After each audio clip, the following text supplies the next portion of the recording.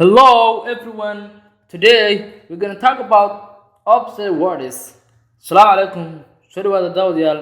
Muuqaalkeena maanta waxay ku qaadan doonaa 14 words oo aan ku baranayno op words ama opposite words. Opposite words. Erayada lidka isku ah amaba iska soo horjeeda. Keenkad wuxuu noqon doonaa beautiful.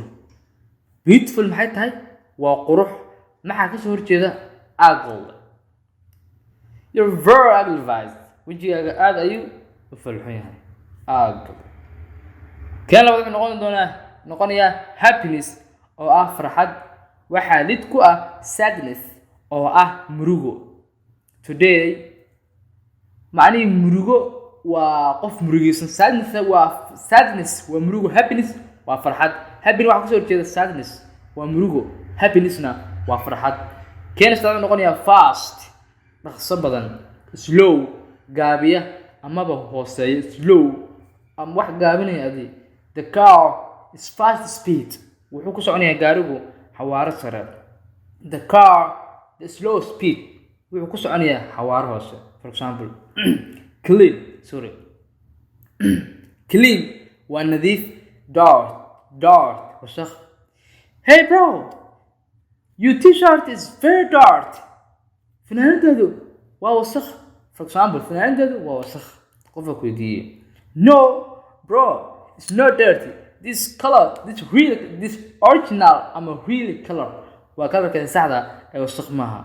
Hey, that's amazing. صح. For example, ask معناه noqonaysa ask. Waxay noqonaysaa su'aal. Reply ka jawaabid.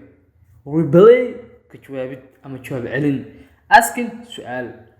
Keen wuxuu noqonayaa good wanaag waa maxaa ka soo horjeeda wanaag? Bad oo ah xumaan. The bad oo ah xumaan. Haye page ka xigan gudubno. Before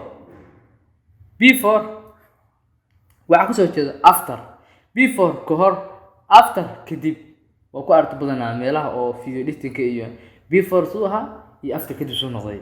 waa ku aragteen. Haye waxa ka xiga bold oo ah geesi.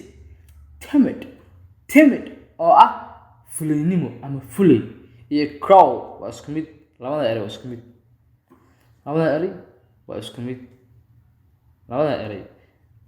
waa isku mid.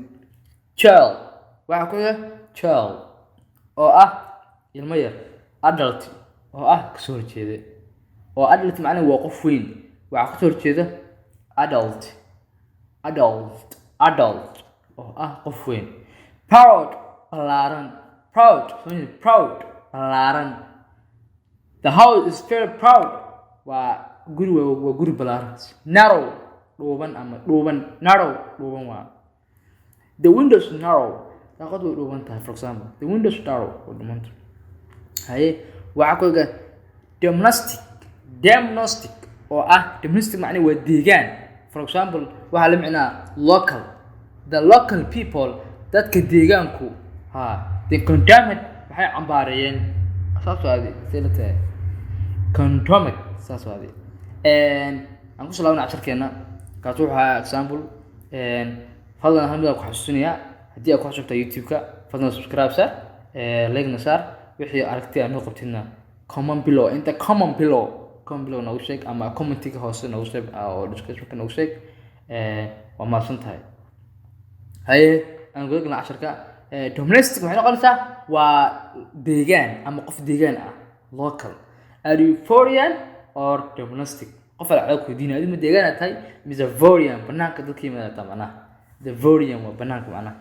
Foreign ajanib macnaha ajanib. Foreign ajanib banaanka ajanib. macnaheedu wax wadanka ka baxsan baa la foreign waa ajanib ah. waa taqaan from January. Early xilli hore. Late xilli dambe. Are you very late? adigu aad soo dahday. In every time waqti kasta waa soo dahdaa. For example, interest waxay noqonaysaa interest waxay noqonaysaa gelid. waa gelid. Kissed ama excite ama kissed ama kissed labadu isku mid waa ka bixid waa ku aragteen meelaha hoolalka oo kala waa marka soo baxaysa falaarta oo banaanka ku arkaysan oo qoranta exit arkas oo qoranta arkaysan haye kan ku noqonaya give maxay tahay waa siin give please give me the book please give me the water please give me a letter please give me give معنى siin waa take ka qaadasho macnaha waxa saa ka qaadanaysaa take please take away waa meela qalab qaxida take away marta u lahayaa restaurant take away means take away waxay tahay la qaadid ama qaadid take up kor u qaad take down hoos u dhig saas waa take qaadid marka insha Allah muuqaalkina maanta halkaas uu ku yahay fadlan hadii aad ku cusubtahay channelka subscribe sar commentina ka dhiibo like-na saar waa maasan tahay hadii aad tinay barto luqadda Ingiriiska waa inaad iska dhistaa vocabulary-ga assalamu alaykum warahmatullahi wabarakatuh muuqaalkina maanta halkaas ku yahay see you again